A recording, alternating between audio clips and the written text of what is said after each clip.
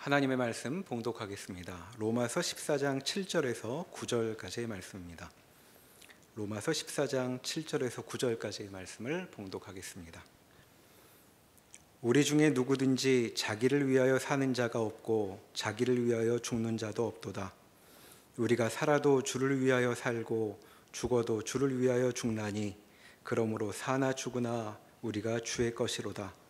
이를 위하여 그리스도께서 죽었다가 다시 살아나셨으니 곧 죽은 자와 산 자의 주가 되려 하심이라. 아멘. 태어나면서 지금까지 살아오면서 언제나 늘 그랬듯 예수를 믿고 신앙생활을 한다는 것은 늘 어렵고 뭐가 뭔지 제대로 알 수 없는 미궁속을 걷는 기분입니다. 예수를 처음 믿으면 예수를 믿는 그 기쁨에 겨워 거룩하고 경건한 생활을 하겠노라. 죄를 멀리하고 하나님의 율법을 기뻐하며 즐거이 지키겠노라 하고 다짐을 하지만 막상 실제로 인생을 살아보면, 그리고 교회 생활을 하다 보면 그렇게 율법을 지켜 산다는 것이 만만치가 않습니다. 단순히 율법을 지키기 어렵다는 이야기가 아니라 다른 교우들과 어울려 그들과 함께 율법을 지키는 생활을 하고자 할 때에 겪게 되는 여러 가지 어려움에 대해서 제가 여러분께 말씀드리는 겁니다. 우리는 살면서 많은 문제를 맞닥뜨리게 됩니다. 그런 문제를 맞닥뜨릴 때마다 처음에 회심하고 죄를 회개하며 경건하게 살겠다 마음 먹었을 때는 누구나 다 하나님께 그 해결을 구하고 간구하며 기도에 열심이기 마련입니다. 그런데 우리가 맞게 되는 현실은 그러한 열정적인 기도라 하나님의 말씀에 의지하여 그 법을 따라 사는 것이 문제 해결에 도움이 되지 않는다는 현실입니다. 우리의 머리로서, 우리의 이성으로서 이것을 파악할 때 가장 확실한 방법은 당연히 세상의 방법을 사용하는 것입니다. 그러면 이제 남게 되는, 그러니까 세상의 방법 말고 우리에게 주어진 하나님의 말씀은 우리에게 어떤 의미가 있나 우리 스스로 반문하게 됩니다. 특별하게 남포교회에서 신앙생활을 해보면 그렇습니다. 열심히 경건생활하고 열심히 찬양을 하고 열심히 성경을 봉독하는 게 남포교회에서는 절대 전혀 뽀대가 나지 않습니다. 어디 누구에게 함부로 자랑할 수도 없고 그걸로 조금이라도 뭐랄까 잘난 척을 하려고 든다면 주변에서 잡아먹을 듯한 눈빛으로 쳐다보는 것이 우리 교회의 모습일지도 모릅니다. 그러니 모든 게 애매해집니다. 그렇게 열심히 사는 것도 별로 인정 못 받고, 그렇다고 교회 다니는 사람이 세상 사람과 똑같이 살 수도 없고, 이러지도 못하고 저러지도 못하는 애매한 경계에 우리는 늘 놓여 있기 마련입니다. 그 상황에서 우리는 사실 우리도 모르게 하나님의 말씀을 들으며 다음과 같은 질문을 하고 싶어 하는 그러한 상황입니다. 도대체 뭘 열심히 하라는 겁니까? 이미 구원도, 이미 은혜도, 주실 만한 많은 복도 이미 내려주시고 알아서 주시고 영원히 변하지 않고 영원히 취소되지 않는다고 한다면 내가 지금 이 시점에 이 현실에서 하는 것이 하나님의 계획과 아무런 상관이 없고 거기에 아무런 영향을 끼치지 않는다면 나의 신앙생활은 도대체 무슨 의미와 의의를 가지며 도대체 나는 뭘 열심히 해야 됩니까?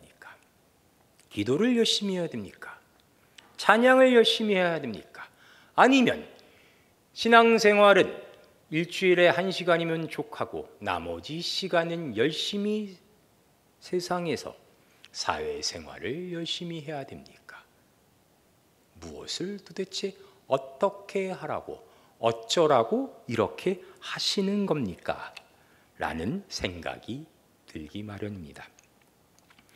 오늘 보신 로마서 14장 7절부터 9절까지 보면 결론은 하나입니다. 너희는 이제 죽어도 하나님을 위해 살고 살아도 하나님을 위해 살아라. 누구든지 더 이상 자기를 위하여 사는 사람이 없으니 너희는 다 주를 위해 죽고 주를 위해 사는 자도다 하는 거죠. 은혜롭고 감동적인 표현이지만 주를 위해 산다는 게 도대체 뭘 어쩌라는 겁니까? 매일 24시간 1분도 빠짐없이 예수님을 생각하고 예수님이 못 박히신 십자가를 생각하며 내 손바닥 가운데 못으로 계속 찔러 예수 그리스도의 고통을 24시간 같이 느끼는 그런 삶을 살라는 얘기일까요? 구체적으로 어떻게 하라는지 잘 보느니 갑갑합니다. 그래서 구체적으로 주를 위해서 산다는 것이 어떤 것인지 한번 차근차근 살펴봅시다. 이 이야기는 다음과 같은 이야기부터 시작됩니다. 로마서 14장 1절 믿음이 연약한 자를 너희가 받되 그의 의견을 비판하지 말라. 어떤 사람은 모든 것을 먹을 만한 믿음이 있고 믿음이 연약한 자는 채소만 먹느니라. 먹는 자는 먹지 않는 자를 업신 여기지 말고 먹지 않는 자는 먹는 자를 비판하지 말라. 이는 하나님이 그를 받으셨음이라. 남의 하인을 비판하는 넌 누구냐? 그가 서 있는 것이나 넘어지는 것이 자기 주인에게 있음에 그가 세움을 받으리니 이는 그를 세우시는 권능이 주께 있음이라. 어떤 사람은 이날을 저날보다 낮게 여기고 어떤 사람은 모든 날을 같게 여기나니 각각 자기 마음으로 확정할지니라. 나를 중히 여기는 자도 주를 위하여 중히 여기고 먹는 자도 주를 위하여 먹으니 이는 하나님께 감사하며 먹지 않는 자도 주를 위하여 먹지 아니하며 하나님께 감사하느니라. 그래서 우리 중에 누구든지 자기를 위하여 사는 자가 없고 자기를 위하여 죽는 자가 없도다 라는 이야기까지 연결되는 겁니다. 믿음이 연약한 자를 받되 어떤 자는 먹고 어떤 자는 먹지 않고 어떤 자는 하인이 어쩌고 저쩌고 어떤 자는 어떤 날을 낮게 여기고 어떤 자는 모든 날을 같게 여기는데 하여튼 그게 잘 뭉탱그려져서 다 주를 위해서 사는 것이다 라고 연결되고 있는 이 글을 놓고 우리는 다음과 같은 생각이 듭니다. 이게 당최 무슨 소리인가? 바울이 우리에게 무슨 말을 하고 싶어 하는가? 여기에는 뜻밖에도 다음과 같은 역사적, 시대적 배경이 놓여 있습니다. 부연 설명을 위해 한번 고린도전서로 가보실까요? 고린도전서 10장 23절입니다.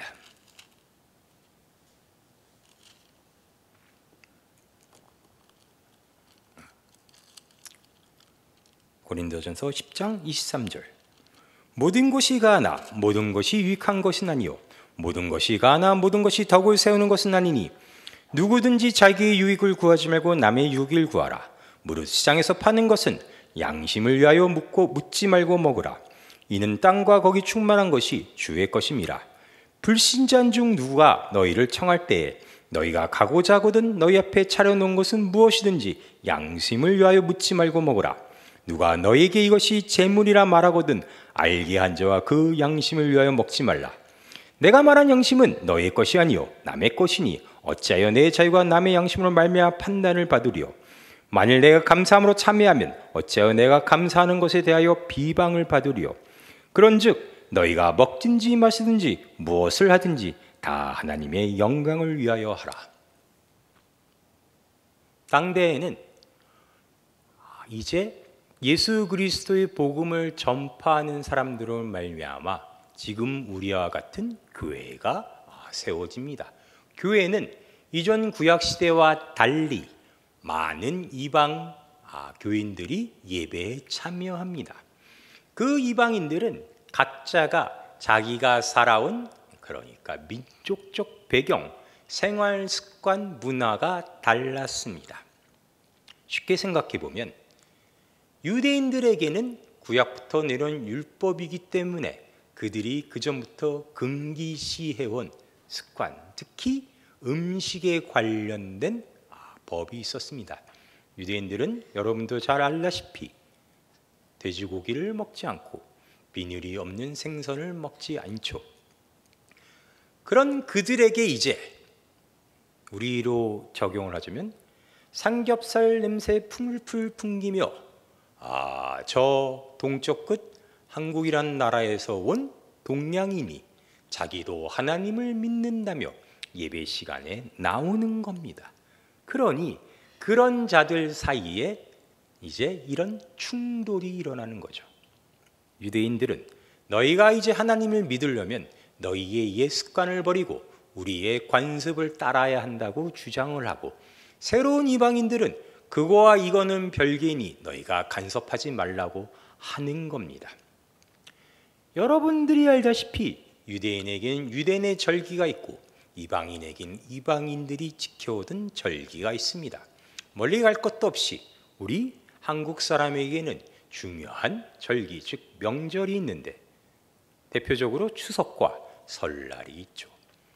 이제 같이 예배에 모이는 사람에게 더 이상 그러한 절기를 지키느냐 마느냐의 문제로 똑같이 충돌이 생기는 겁니다. 그런 거에 대해 바울이 얘기하는 거죠. 그런 것을 먹는 것도 그런 것을 먹지 않는 것도 다 믿음으로 하는 행위요. 어떤 날을 중히 여기는 것도 어떤 날을 똑같이 여기는 것도 똑같이 하나님을 위하여 하는 것이니 그런 것을 두고 형제들과 충돌하지 말라. 갈등을 일으키고 그들과 싸우지 말라. 우리가 이제 하는 모든 것은 다 주를 위하여 하는 것이 아니냐라고 얘기하는 겁니다. 방금 보신 고린도전서 10장도 그 맥락에서 같이 등장하는 겁니다. 과거 시장에서 파는 거의 모든 음식물은 오전에 아니면 그 전날에 우상신의 신전에 제사로 올려졌던 음식물들이었습니다. 그것이 이제 제사가 끝나고 시장에 나와서 파는 것인데 그것을 우리가 사 먹을 수 있느냐 없느냐를 놓고 지금 바울이 얘기하는데, 보신 것처럼 25절 무릇 시장에서 파는 것은 양심을 묻지 말고 먹으라. 이는 땅과 거기 충만한 것이 주의 것임이라. 비록 우상을 위한 제사에 쓰여졌던 물건이라 할지라도 그것이 처음 이 세상에 뿌려지고 열매 맺는 것은 다 하나님이 우리를 위하여 우리가 먹으라고 주신 것이니 누구든지 묻지 말고 그 양심을 위하여 먹을 수 있다라는 이야기죠. 그런데 누구라도 28절 누가 너에게 이것이 재물이라 말하거든 알게 한 자 그 양심을 위하여 먹지 말라. 누구든지 그것이 우상의 재물이라 말하면 우리가 그러한 것을 먹음으로 그걸 보는 사람이 조금이라도 시험에 들거나 그의 신앙에 문제의 소지가 생길 수 있다면 그를 위해 먹지 말랍니다. 복잡하고 아주 어려운 요구입니다. 차라리 무엇은 먹고 무엇은 먹지 말라고 찍어주면 더 편할 것 같습니다. 쉽게 맥콜과 천연사이다는 먹지 마라. 대신 다른 거는 먹을 수 있다. 이렇게 얘기해 주는 게 편한데 지금 바울의 이야기는 그렇지 않죠. 모든 것이 가하다. 사실 모든 것은 하나님께서 우리를 위하여 주신 것이니 우리는 모든 것을 먹을 수 있다.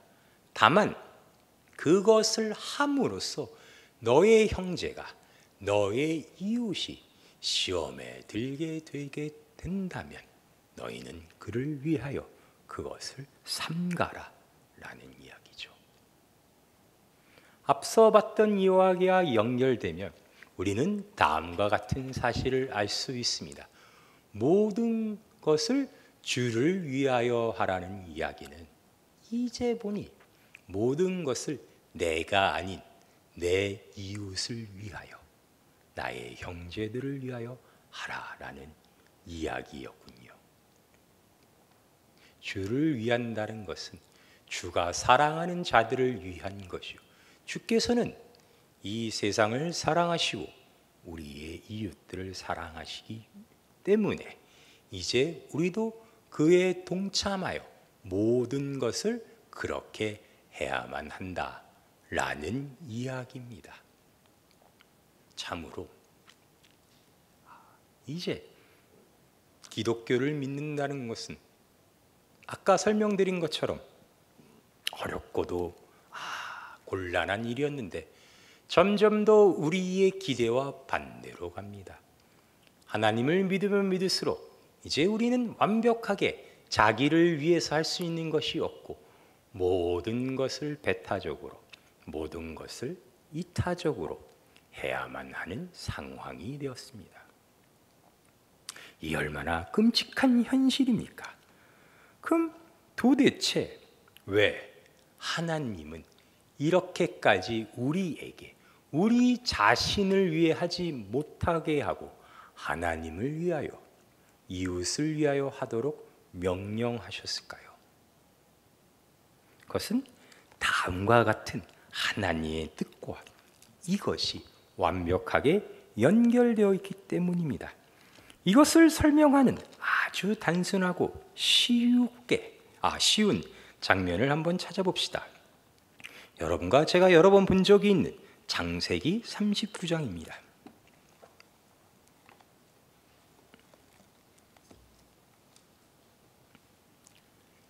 창세기 39장 1절.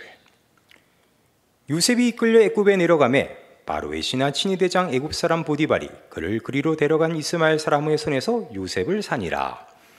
여호와께서 요셉과 함께 하심으로 그가 형통한 자가 되어 그의 주인 애굽 사람의 집에 있으니 그의 주인이 여호와께서 그와 함께 하심을 보며 또 여호와께서 그의 범사에 형통하게 하심을 보았더라. 요셉이 그의 주인에게 은혜를 입어 섬김에 그가 요셉을 가정 총무로 삼고 자기의 소유를 다 그의 손에 위탁하니 그가 요셉에게 자기의 집과 그의 모든 소유를 주관하게 한 때부터 여호와께서 요셉을 위하여 그 애굽 사람의 집에 복을 내리심으로 여호와의 복이 그의 집과 바다에 있는 모든 소유에 미친지라. 지금 요셉은 형들에 의해 노예로 팔려와 보디발 사람의 집에서 노예 생활을 하고 있습니다. 그런데 성경은 그러한 요셉의 상황을 가리켜 그가 하나님과 함께 있어 모든 것이 형통하였다라는 말을 하고 있습니다. 요셉이 모든 일에 형통하였다라는 것은, 형통한 자가 되었다는 것은 그로 인해 그의 주변이 다 복을 받게 되었다라는 결과를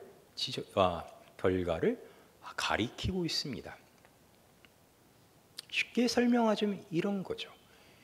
여러분은 사실 여러분 한 사람의 그 인생도 생활도 돌보기가 힘들고 허덕여 여러분의 내일과 여러분의 당장의 앞날을 걱정하며 오늘 하루하루를 고단하게 살지만 사실 하나님 입장에서는 여러분의 하루하루를, 여러분의 앞날을 그렇게 걱정하지 아니하십니다. 왜요? 여러분은 이미 하나님의 자녀가 되었으니까요. 하나님의 인치심으로 말미암아 여러분이 이 세상에 복이 되고 창세전부터 약속된 모든 복을 받게 된 것은 기정사실이며 동시에 불변의 진리가 되었습니다. 그 하나님이 관심 있어 하시는 것은 무엇일까요? 하나님이 우리에게 있어서 요구하시는 것은 무엇일까요? 그것은 지금 보신 요셉처럼 여러분이 형통한 자가 되는 겁니다.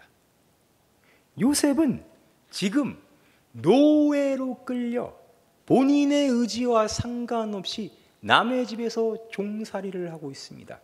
그가 그 주인집을 부자로 만드는 것, 그래서 자기가 어떤 공헌을 해서 자유의 몸이 되는 것, 이왕 노예가 됐으니 내 인생 한번 이 주인을 위해서 살아보리라는 야망을 갖건 말건이 중요한 게 아니라 그가 그 집에 머무는 것, 그가 그 사람들과 함께 존재하는 것이 중요합니다. 그 이유만으로 그 집 사람들은 복을 받게 되니까요. 여러분은 그 생각을 못하고 여러분이 당장 갖춰야 할 조건들, 어떤 스펙들, 어떤 외모적인 것들에 당연히 관심이 가지만 하나님이 여러분을 통해서 이 땅에 보이고자 하시는 것은 여러분 때문에 이 세상이 하나님의 복과 직접적으로 연결되는 것이라니까요. 여러분이 바라보는 것, 여러분의 입김이 닿는 곳, 여러분의 따뜻한 손길이 만져지는 곳, 여러분의 목소리가 들리는 곳 하나하나에 하나님이 하나님의 복을 충만하게 채워주시는 거라니까요. 그렇기 때문에 여러분에게 지금 바울이 주는 살아도 주를 위하여 사는 것이요 죽어도 주를 위하여 사는 것이 죽는 것이다 라고 하는 것은 그렇게 살아라, 그렇게 죽어라라고 명령하는 것뿐만이 아니라 여러분이 이제 그러한 존재가 되었음을 알아라, 믿어라 하는 이야기입니다. 이미 그렇게 되었다. 너희가 이제 설교 시간에 하는 하품은 그 전에 하던 하품과 다른 의미를 갖는다. 너희가 지금 예배 시간에 보는 핸드폰은 예전에 보는 핸드폰과 다른 의미를 갖는다. 그것도 주를 위하여 하는 것이고 그것도 이웃에게 하나님의 복을 건네기 위해 하는 것이고, 여러분이 이 힘들고 비오고 어려운 날에 1분 일찍 예배당에 오는 것,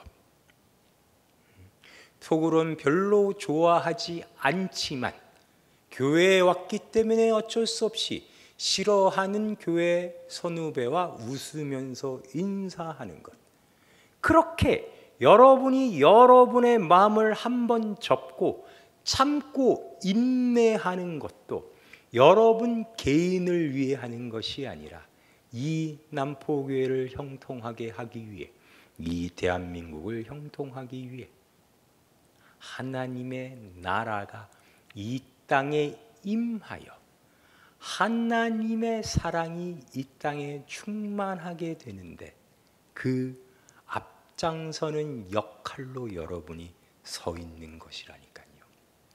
그것이 이 로마서가 얘기하는 하나님을 위하여 죽고 사는 겁니다. 그러니 여러분이 착각하지 말아야 할 것은 옳고 그른 게 중요한 게 아닙니다. 여러분이 그런 복된 존재, 형통한 자로 사는 게 중요합니다. 옆에 있는 친구가 어제 콘서트에 가서 슈베르트의 운명고향곡을 들었는데 너무나 감동이었어 할 때 베토벤이라고 고쳐주지 마시고, 맞아, 나도 슈베르트 교향곡 중에 운명을 제일 좋아해 하셔야 됩니다. 뭐든지 주를 위하여 하는 거라고요. 주를 위하여. 못나게 잘난 척하지 마시고 여러분의 형제를 위하여 같이 바보가 되십시오. 제가 맡고 있는 청년 이부에는 아주 훌륭한 형제가 한 명 있습니다. 제가 그 형제의 실명을 얘기하면 혹시 시험에 드는 다른 분들이 있을까 봐 실명을 거론하지 않겠습니다. 그 형제는 참 훌륭합니다. 본인의 집도 가깝지 않음에도 불구하고 교회에 어떤 모임이 있을 때마다 그 그 모임이 끝나면 모임에 참석한 거의 모든 청년들을 집까지 바래다 줍니다. 그 집들이 제각각이어도 한 명은 강서구 강북이고 다른 한 명은 강동이라 할지라도 모든 형제 자매들을 집까지 다 데려다 주고 그러고 나서야 본인은 집에 갑니다. 그리고 다 같이 식사를 할 때도 단 한 번도 자기가 뭘 먹고 싶다고 얘기한 적이 없습니다. 다른 친구들, 특히 본인의 후배들이 먹고 싶은 것이 있다면 어떻게든 그 메뉴를 먹으러 가게 하기 위해 최선을 다합니다. 늘 감동적인 장면이지만 저는 같이 감동할 수가 없었습니다. 왜냐하면 그 형제가 저는 집에 안 바래다 주더라고요. 저한테는 물어보지 않습니다. 목사님 뭐가 드시고 싶으세요? 물어보지 않습니다. 언제나. 그래서 그런 일이 있을 때마다 속으로 시험도 들고 늘 뭐라 그럴까 불만이었습니다. 그 형제가 그렇게 하는 바람에 제가 제 차로 다른 청년들 지하철역까지 바래다 주는 건 전혀 뽀대가 나지 않았습니다. 대놓고 저한테 와서 그 형제와 저를 비교하며 목사님은 좋으시겠어요? 그 형이 청년이부에 있어서 하는 이야기도 들어야 했습니다. 주를 위해 사는 것, 주를 위해 죽는 것, 우리가 무엇을 열심히 해야 되느냐, 그것을 구체적으로 알려달라 할 때 제가 하고 싶은 이야기가 그겁니다. 그 자리에 같이 있는 겁니다. 꾹 참고. 저는 단 한 번도 직접적으로 그 형제한테 너는 왜 나는 뭐 먹고 싶은지 안 물어보니, 너는 왜 나는 집에 안 데려다 주니 한 적이 없습니다. 그냥 뒤에서 삐지기만 했습니다. 그렇게 시간이 지났더니 그 친구와 저와는 조금 특별한 뭐라 그럴까요? 신뢰가 생겼습니다. 저도 사실 그 형제에게 할 말이 없습니다. 왜냐하면 크고 작은 문제로 그 형제가 혹시 다른 청년들과 맞서는 상황이 벌어졌을 때 저는 단 한 번도 그 형제의 편을 들어준 적이 없습니다. 정확하게 말하면 그래, 네가 맞다.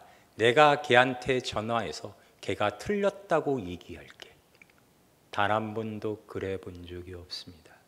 저는 늘 언제나 네가 억울하겠지만 참아라. 네가 많이 힘들고 괴롭겠지만 먼저 네가 잘못했다 그래라. 다 네가 양보해라.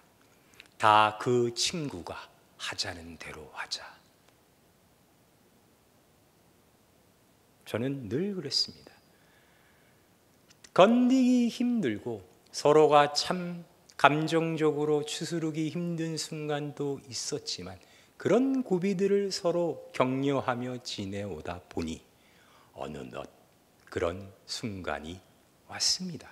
저는 그 친구에게 무조건 양보하라 그러고 그 친구는 저에게 뭐 먹고 싶냐고 물어보지 않는 순간 말이죠. 우리가 그럴 수 있는 이유는 사실은 서로가 서로를 무시하고 차별하고 신경 쓰지 않는 게 아니라 그만큼 믿게 되었기 때문입니다. 칭찬하려고 한 얘기가 아니었는데 결론적으로 칭찬하게 되었군요. 여러분에게도 같은 이야기를 하는 겁니다. 어떻게 열심히 열정적으로 신앙심을 가지고 하나님께 충성하냐 하면은 여러분의 위치에서 여러분 주변에 있는 친구들에게 지십시오. 억울해지십시오. 여러분이 옳고 여러분이 맞고 여러분이 더 잘날 때가 사실은 제일 위험할 때라는 위험할 때라는 사실을 잊지 마십시오. 억울할 때마다, 그런 문제가 있을 때마다 목사님들을 찾아오십시오. 특별히 저를 찾아오십시오. 저는 비속을 써서 죄송하지만 뒷담화에 최적화가 되어 있습니다. 여러분을 위하여 시원하게 같이 욕해드립니다. 절대 여러분을 정죄하거나 무엇이 옳은지 얘기 안 할 자신이 있습니다. 저희와 푸시고 저희의 위로를 받으시고 여러분의 이웃과 형제자매와 여러분의 교우들과는 화목하게 지내십시오. 그게 하나님을 위해 살고 죽는 가장 첫 번째 되는 우리의 삶의 자세입니다. 제가 저번 설교 시간에 제 목사님한테 개기지 말라, 특히 저한테 개기지 말라고 했습니다. 그때도 말씀드렸지만 그 설교가 끝나고 한 14명쯤 되는 청년들에게 둘러싸여 일종의 조리돌림을 당하는 느낌이었습니다. 좋습니다. 여러분이 그만큼 저와 가까워지는 계기가 된다면 아무리 개교도 좋고 아무리 반항해도 좋습니다. 저는 여러분께 그러라고 하나님께서 세운 사람이니까요. 저와 그런 시간을 같이 하시고 제가 없는 자리에 여러분이 속한 사회나 직장이나 학교에 계실 땐 여러분이 저와 같은 역할을 하셔야 됩니다. 여러분이 요셉이 되셔야 합니다. 어떤 일에 있어서도 화목하고 화목해 하여 모든 것을 형통하게 하는 그런 사람이 되십시오. 그리고 그런 사람이 되었음을 열심히 믿으시기 바랍니다. 기도하시겠습니다. 하나님이 사랑하시는 하나님의 자녀 우리들은 오늘 이 땅을 형통케 하는 자로 서 있습니다. 우리가 존재하는 것만으로 하나님이 살아계시고 하나님이 다스리시고 하나님이 모든 것을 창조하셨으며 무엇보다도 하나님이 사랑이심을 이 땅에 우리가 보여주고 있음을 믿습니다. 우리는 하나님의 자녀로서 이 땅에 죽음의 위협에 굴복하지 않고 끝까지 하나님을 위하여 살고 죽는 존재가 되었음을 믿습니다. 우리의 믿음을 주께서 더욱더 굳건하게 하셔서 이 땅의 모든 민족이 하나님의 축복을 받아 하나님의 사랑으로 가득 차요 모두가 하나님을 찬양하게 되는 그런 놀라운 기적을 우리가 목격하게 하시고 무엇보다도 미워할 줄밖에 모르는 우리가 서로가 서로를 위하고 기도하여 아무것도 바랄 수 없는 곳에서 하나님의 생명을 같이 창조해내는 그런 동역자로서 부름받았다는 사실을 우리가 깊이 깨닫고 늘 기억하며 감사하며 살아가게 하여 주시옵소서. 예수님의 이름으로 기도하였습니다. 아멘.